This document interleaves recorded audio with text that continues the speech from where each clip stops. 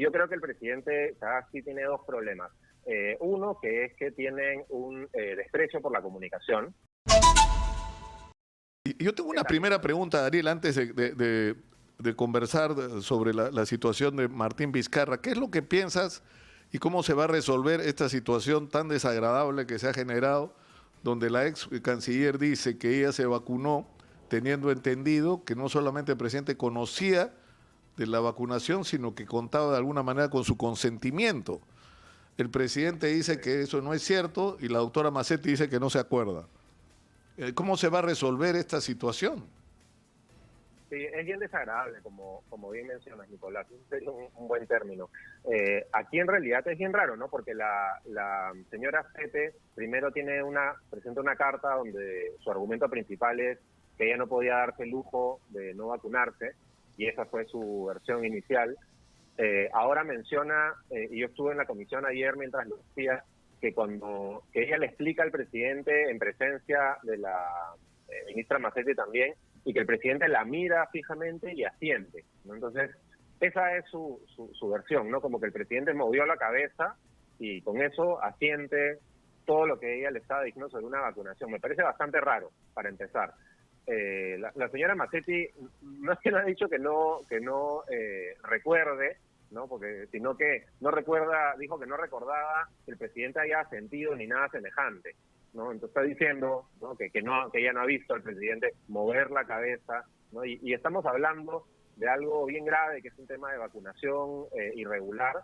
Entonces, esas versiones de yo le dije al presidente y el presidente movió la cabeza, asintiendo, me parecen bastante débiles. Ahora, pero dice cosas peores aún, ¿no? Elizabeth Astete, porque Elizabeth Astete dice, según su versión una vez más, que ella, en el momento de conversa con la presidenta del Consejo de Ministros, ella le dice no involucres al presidente, lo cual supone que la canciller le dice a la presidenta del Consejo de Ministros, y ella, en la versión de la ex canciller Astete, prácticamente le pide que oculte una parte de la verdad.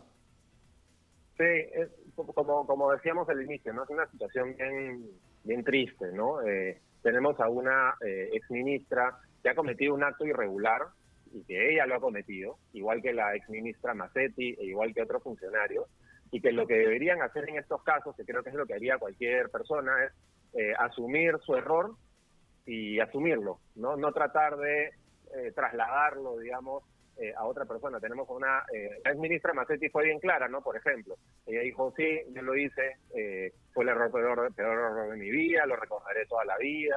Bueno, ahora ella tiene una versión de que no hizo nada ilegal, que eso ya lo definirán los abogados, pero más allá de eso, aceptó que había hecho esto, aceptó su motivación, que en su caso ella dijo que era miedo, y ha dicho, ¿no? Esto será un error con el que tendré que correr el resto de mi vida. Y me imagino que eso será la actitud de otros funcionarios. Entonces, escuchar a la ministra Sete tratar de trasladar o de bajar un poco su responsabilidad trasladándoselo pues a otras personas, sí me parece innecesario, ¿no? En este Ahora, momento. el problema, Daniel, que hay con la palabra de Pilar Macetti es que por lo menos a nivel del Congreso, digamos, ha perdido valor, ¿no? Porque de acuerdo. La exministra Macetti al Congreso de la República le mintió sin asco. Nos mintió en la cara. Cuando se le preguntó directamente. Sí, nos mintió en la cara. Creo que han perdido valor la palabra de todas las personas que se vacunaron a escondidas, en realidad, ¿no? Lo mismo con el señor Vizcarra, lo mismo con la señora Sete, y lo mismo con los otros los viceministros, ¿no? Todas las personas que se vacunaron a escondidas, yo creo que no necesariamente tienes que mentir en voz alta para perder la credibilidad de tu palabra, ¿no? También las acciones. Y creo que las acciones escondidas... Ahora, ¿cómo se sienten ustedes en el Partido Morado? Yo tengo acá lo que el congresista de Belaúnde dijo algo así como que es lamentable que una vez más la política le dé la espalda al país. O sea, ustedes lamentaron la salida incluso de Macetti. Sí, claro, fue lamentable porque era una ministra que había estado un montón de tiempo en el ministerio, que había trabajado no solo con nuestra bancada, sino con todas, y habíamos reunido con ellas muchas veces para ver temas de la pandemia. Era una persona que no paraba de trabajar. Esta sensación que uno tiene con los políticos a veces de idealizarlos como no los padres, las madres que a uno están cuidando, ¿no? y fatal en realidad ver esa traición que se sintió de una ministra que uno creía que era totalmente correcta. Y que, bueno, ella dice que por miedo, pero igual no es justificable que haya ido al Congreso y haya mentido a la gente, porque ese es el peor ejemplo que uno puede dar. Si uno comete un error, lo dice y ya está, ¿no? O si uno tiene miedo, pues acepta su miedo y dice, porque si ella hubiera dicho, me voy a vacunar porque soy la cabeza de este tema de la lucha contra la pandemia, estamos en enero, febrero, nadie le hubiera dicho que no, nadie lo hubiera cuestionado, era la cabeza del sector salud. Pero esconderlo, creo que ahí pierde la credibilidad y nuevamente le da un mal ejemplo a todas Daniel, las personas. también es cierto que yo, o por lo menos, Sí. yo he sido muy crítico. O sea, yo creo que Pilar Macetti, que lo primero que debió hacer el presidente Francisco Sagasti el día que se instaló en el gobierno y que según su propia confesión descubrió que no había ningún contrato firmado para la compra de vacunas, lo primero que tenía que hacer es sacar a la ministra de Salud. Porque en el Perú nos hemos acostumbrado a que las cosas o no se hacen o se hacen mal y nadie es responsable.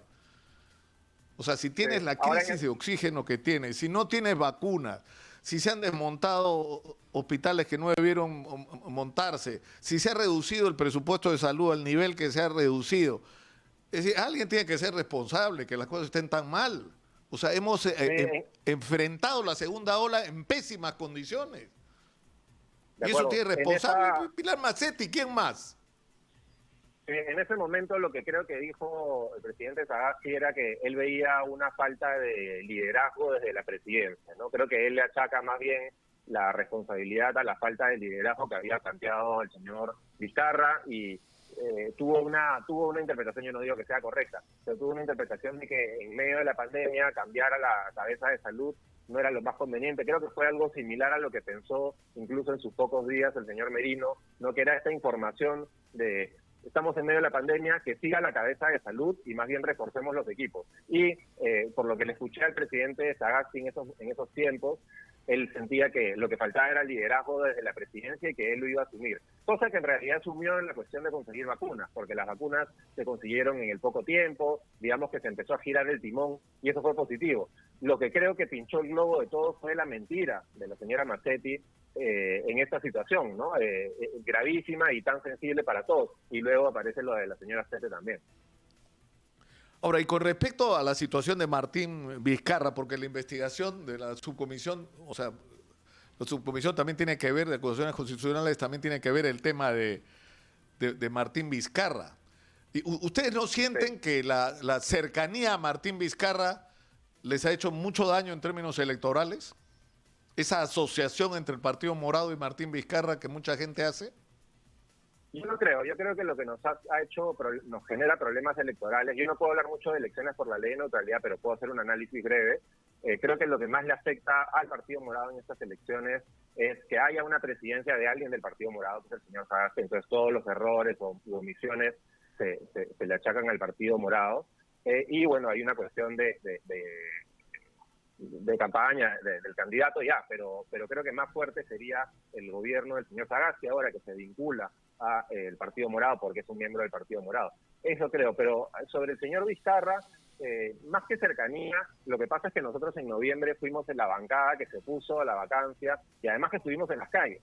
Pero recordemos, Nicolás, que en esos tiempos creo que fue el 93 o el 91% que estaban rechazando las acciones que se habían generado para sacar al señor Vizcarra y poner al señor Merino. Era una cuestión generalizada la que sentíamos que en ese momento había que defender la institucionalidad del país, porque en ese momento recordemos que lo que se le cuestionaba al señor Vizcarra eran unos contratos que había hecho años atrás como gobernador regional y la postura nuestra fue, oye, que lo investiguen desde ya y que lo acusen el 29 de julio. Tanto así que presentamos un proyecto... Pero también estaba lo de Richard Swing, ¿no?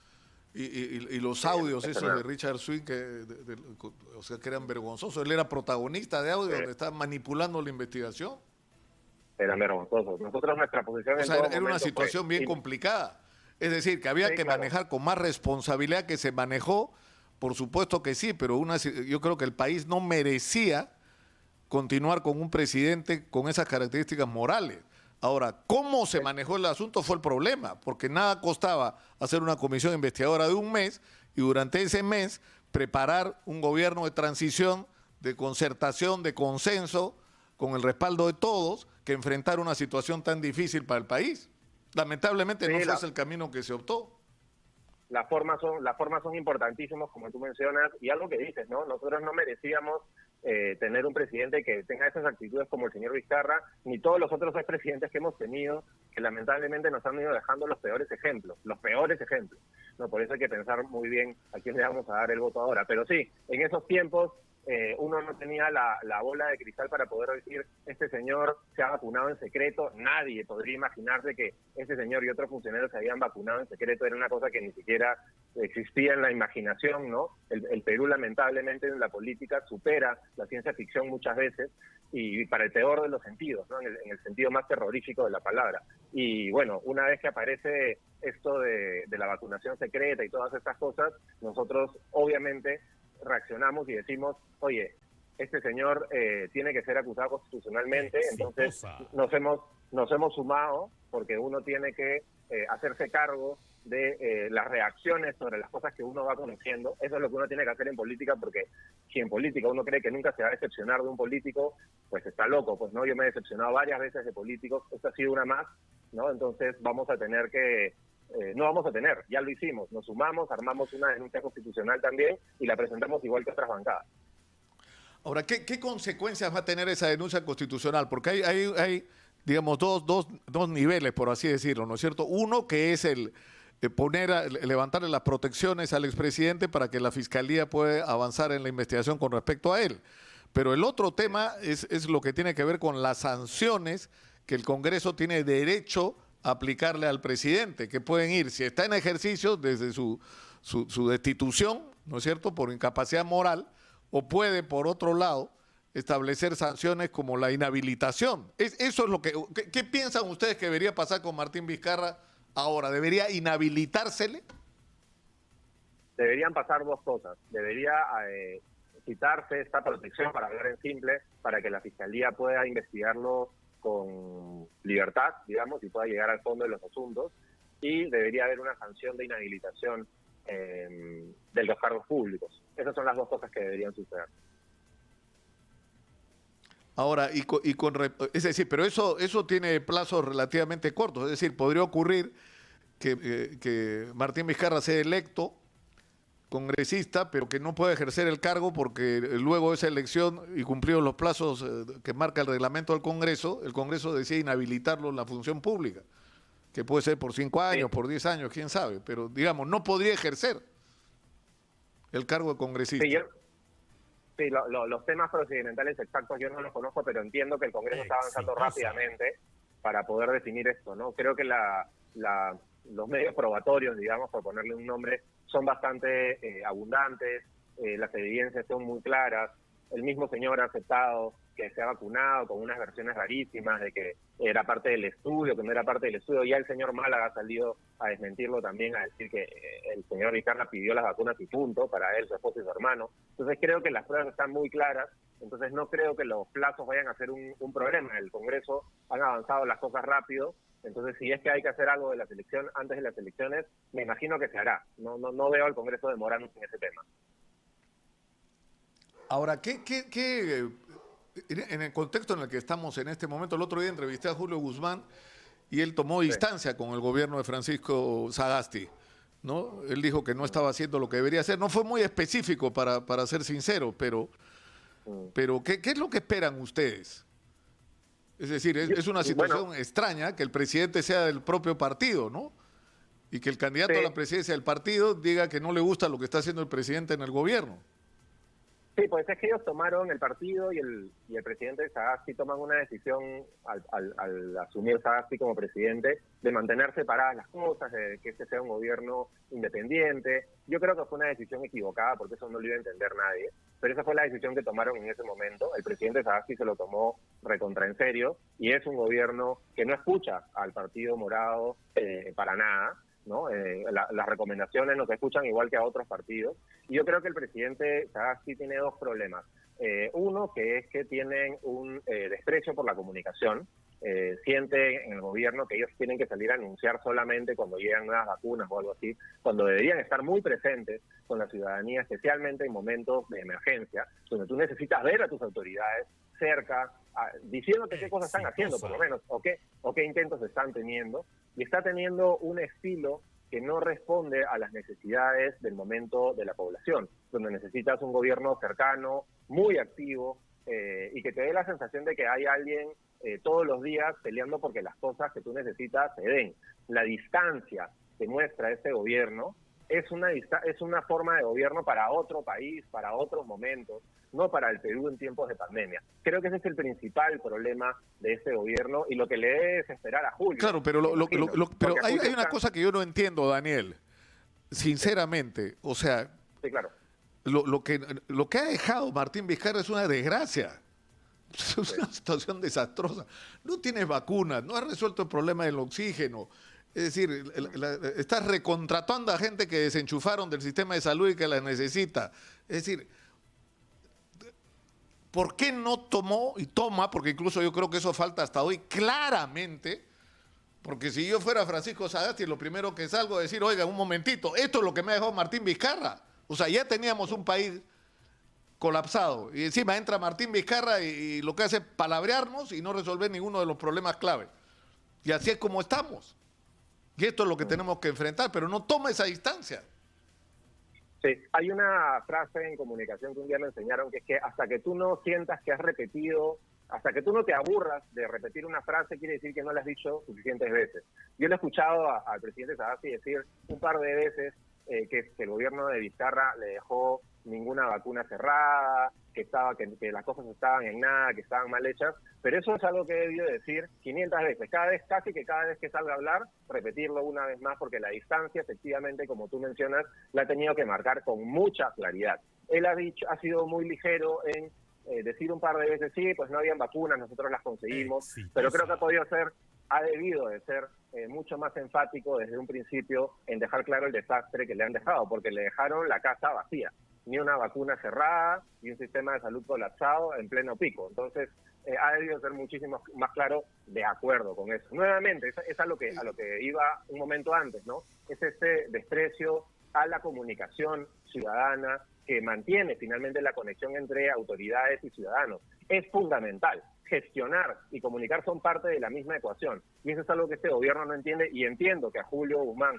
que es una persona que ha entendido ese tema y que es mucho más de conectarse con la gente, de escuchar, de comunicar, le debe desesperar, pues, ¿no? Porque la gente siente que un gobierno de Guzmán sería un gobierno de este tipo, ¿no? Un gobierno lejano, distante, y eso de ahí definitivamente pues impacta en las elecciones, ¿no?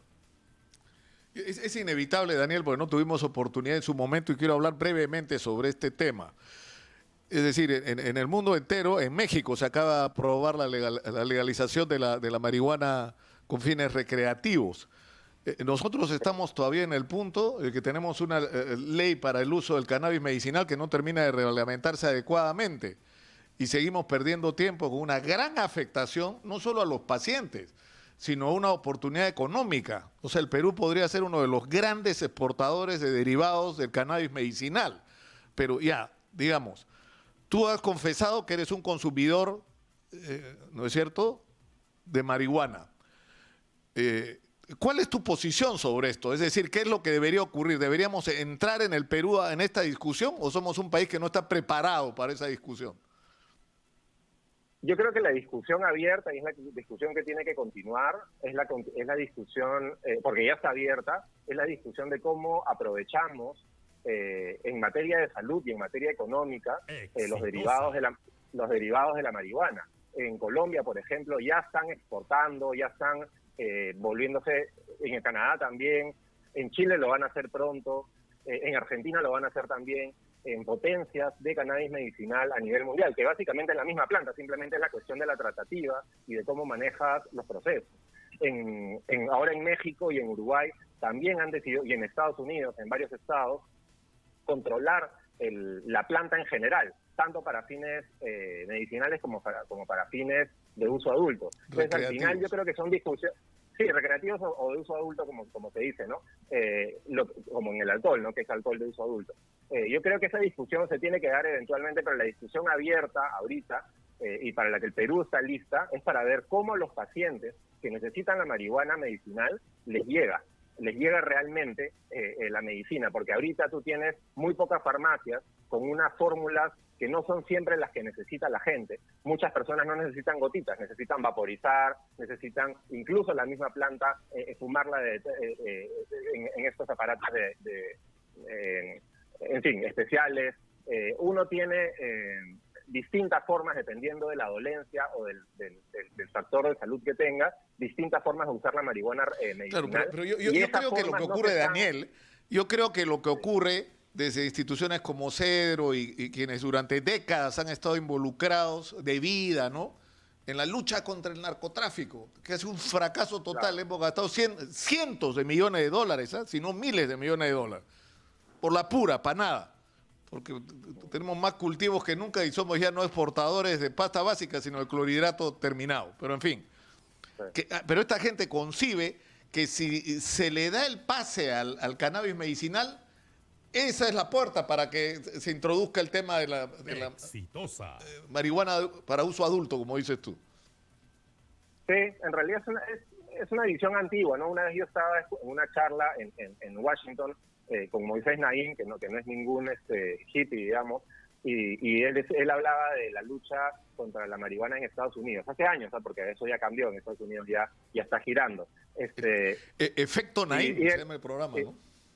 Sí, en el efecto Naim, pero estaba en una charla con él y lo que él decía es, Estados Unidos invierte $40,000 millones en luchar contra el consumo de marihuana. Pero tú puedes ir, y estamos en una universidad como prestigiosa, y decía, pero yo me puedo ir hoy día a la hora de almuerzo acá al comedor y consigo marihuana. Entonces, ¿dónde están esos 40,000 millones de dólares invertidos? ¿Dónde están? Uy, perdimos tu audio, Daniel, no sé qué pasó. De vida pasó. Me dejó sin audio, Daniel Olivar. Ahora, hay una cosa que es cierta, que esta discusión tiene que haber afectado el tema electoral. No sé si retomamos para aprovechar estos últimos minutos, pero nosotros a veces nos negamos a enfrentar realidades. Es decir, ¿cuánta gente consume marihuana en el Perú? ¿Cuánta gente? ¿Ah?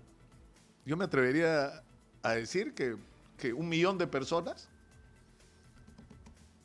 y no estoy exagerando, para nada. O sea, no digo que lo consuman todos los días, pero es un tema que está ahí planteado. El problema no son los consumidores, el problema son los traficantes. Y los que coimean a los traficantes y toda la cadena que se arma a partir de eso, de violencia y de delincuencia, ¿no? Entonces, imagínense ustedes que se ilegalice el alcohol en este momento, ¿no? Pero Daniel, quería preguntarte esto. ¿Tú no crees que este tema ha impactado también en la campaña del Partido Morado de Julio Guzmán? No creo. Hay un montón de discusiones a las que la gente no va a estar de acuerdo, pero finalmente una campaña presidencial no tiene nada que ver con eso. Finalmente la posición de Julio y del Partido Morado siempre ha estado vinculada al cannabis medicinal, que tiene amplia aceptación, y esa es una discusión que creo que es menor. Obviamente se utilizó en su momento a principios de año para poder golpear un poco al partido a través mío, pero creo que no. Creo que al final la gente vota por temas mucho más grandes y mucho más importantes, como la conexión que siente con la candidatura, como la expectativa que tiene de los manejos económicos y sociales del siguiente gobierno. Y creo que eso finalmente, uno de los principales mochilas, digamos, que ha cargado la candidatura de Julio, y no puedo hablar tanto de elecciones, creo que es tener un gobierno ahorita. ¿Tú no crees? Que es de alguien del partido. Me queda solo un minuto, sí. Daniel. Sí. ¿No fue un error poner a Julio Guzmán? ¿En algún momento van a discutir eso? Bueno, fue un video en el que a mí me invitan de parte de su equipo, ¿no? Finalmente ellos lo verán, lo entenderán. Pero yo creo que la campaña trasciende a ese tema enormemente, ¿no? Y creo que el pensamiento de las nuevas generaciones sobre la discusión del cannabis medicinal y el de uso adulto están cambiando. No, me refiero, creo que no me escuchaste. Digo, ¿no hubiera sido mejor otro candidato distinto a Julio Guzmán para el Partido Morado? En 30 segundos. Bueno. Eso lo sabremos más adelante en los análisis internos del partido, ¿no? Yo no puedo hablar de eso en la campaña en este momento. De repente Vamos a con ver cómo Carolina acaba la Lizarra la historia hubiera sido otra. Exitosa. Pero en fin, eso Bueno, no se lo sabrá mismo nunca. podríamos ver en varios. Sí, yo haría ese análisis con algunos cuantos otros partidos también y cambiaría unos cuantos candidatos también, pero no puedo hablar mucho de eso.